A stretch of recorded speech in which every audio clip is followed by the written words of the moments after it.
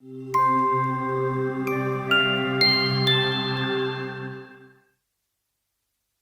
बार की बात है, मेक्सिको जैसे खूबसूरत शहर में एक कपल रहता था।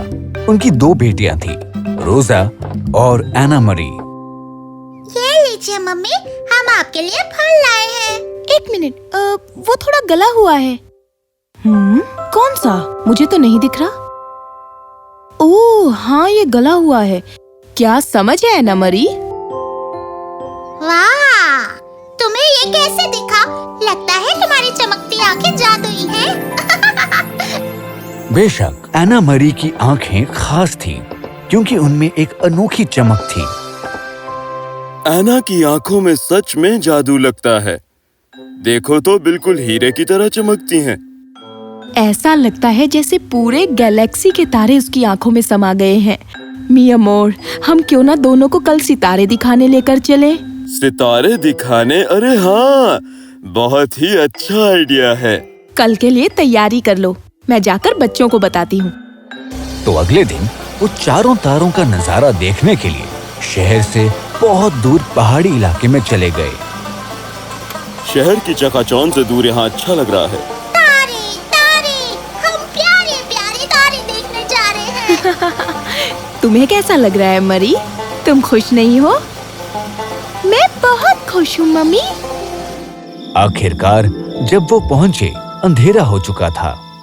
वाह, इतने सारे तारे दिख रहे हैं। देखो, कितने सुंदर है ना? एना मरी उन्हें देखती रही। उसे ऐसा लगा जैसे वो चमकते हुए तारों को महसूस कर सकती है। मरी, यहाँ आओ। रुको। देखो तो दोनों कितनी खुश हैं। ओह, रेतीला तूफान! ओह! तभी तूफान रुका और रात के अंधेरे में एक चौगा पहने हुई औरत उसमें से बाहर आई। तुम कौन हो? मैं यहाँ रहने वाली एक आत्मा हूँ। मैं इस रेगिस्तान की रक्षक हूँ और मैंने यहाँ बहुत से लोगों को आते देखा है। तुम हमसे क्या चाहती हो? तुम्हारी बेटी की आंखों और आत्मा में सितारों की चमक बसी हुई है। संभल कर रहना। अगर उसने इस उम्र में कभी भी चमकते हुए सितारों को देखा तो उसके साथ कुछ भी बुरा हो सकता है। पर क्या तुम ये कह रही हो कि उसे सितारे नहीं देखने चाहिए? उसके सितारे इसी तरफ इशारा कर रहे हैं। अगर तुम चाहते हो कि तुम्हारी बेटी खुश रहे तो तुम उसे कभी सितारों को देखने मत देना। कभी नहीं। याद रखना, याद रखना।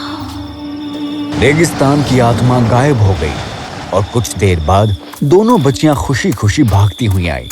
माता पिता ने फैसला किया कि वो उस आत्मा की बात मानेंगे। घर पहुंचने के बाद उन्होंने एना मरी से कहा कि वो कभी सितारों को ना देखे। क्या? पर क्यों?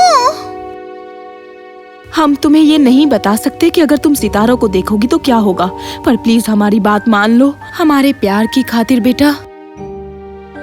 पर हाँ, मैं आपसे बहुत प्यार करती हूँ। ठीक है, मैं आपकी बात मानूंगी।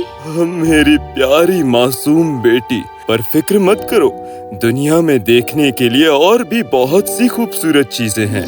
दूसरी तरफ चांद पर रहती थी एक खूबसूरत रानी लूना। उसके 5 बेटे थे, जिन्हें अपने अपने एक सितारे का ख्याल रखने की जिम्मेदारी दी गई थी। उनमें से एक राजकुमार था लूशियस। वो दिल का साफ था और खूबसूरत भी। जिस सितारे पर वो रहता था वो उसका अच्छे से ख्याल रखता था और वो सबसे ज्यादा चमकता था। लूशियस, तुम यहाँ क्या कर रहे हो? माँ देखो, मेरा सितारा इतना चमक रहा है कि पूरी दुनिया के लोग इसकी तारीफ कर रहे हैं। ओह हाँ, ये वाकई बहुत खूबसूरत लग रहा है मेरे बच्चे। लूशियस, माँ, क्या मैं एक दिन इंसानों के साथ जाकर खेल सकता हूँ? देखो बेटा, हमें इंसानों के साथ रिश्ता नहीं बढ़ाना चाहिए। वो हमसे बहुत अलग हैं। अगर तुम ये जगह छोड़कर गए तो कुछ बुरा हो जाएगा। क्या होगा ये तो नहीं बता सकती, पर वादा करो कि तुम कभी अपना घर छोड़कर नहीं जाओगे। लूशियस अपनी माँ की बात नहीं मानना चाहता था, पर उसने वादा कर दिया। कुछ सालों बाद एना मरी बड़ी हो चुकी थी और इतने सालों में उसने सितारे नहीं देखे थे। सितारे उस दिन कितने सुंदर लग रहे थे, पर मेरी आंखें भी बिल्कुल उनकी तरह हैं। मैं आईने में देखकर सितारे देख लेती हूँ। तुम्हें पता भी है तुम क्या बोल रही हो? अगर तुम्हारा मन है सितारे देखने का तो देख लो। कोई बात नहीं रोजा, मैंने मम्मी पापा से वादा किया था तो ठीक है, जाने दो। मम्मी पापा कुछ ही दिनों में घर आ रहे हैं, तो क्या हम उनके लिए नापोलितोस का सूप बना लें? पर नपोलितोस तो खत्म है, मैं जाकर लेकर आती हूँ। तुम यहीं रुको और घर का ख्याल रखना।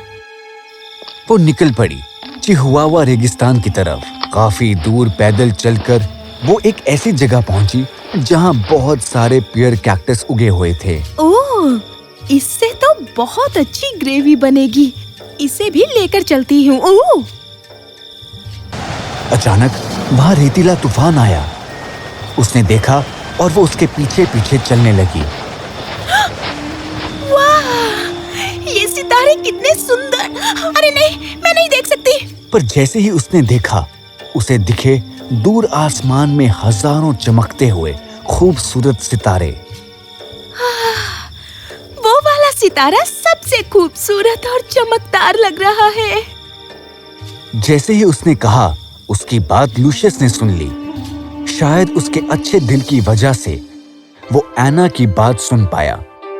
वो झुका और उसने धरती की ओर देखा। मेरे सितारे की तारीफ कौन कर रहा है? ओह, वो लड़की कौन है? उसने एना मरी को देखा कि वो कैक्टस तोड़ रही है। कुछ देर बाद वो सो गई। मैं उससे बात करने के लिए क्या करूं? स्टारडस्ट। मैं उससे उसके सपनों में बात करूंगा। उसने जादुई धूल पृथ्वी और एना की तरफ उड़ाई। अरे, ये मैं कहाँ हूँ? सितारों की दुनिया में। हेलो, मेरा नाम है लूसियस और मैं सितारों का राजकुमार हूँ।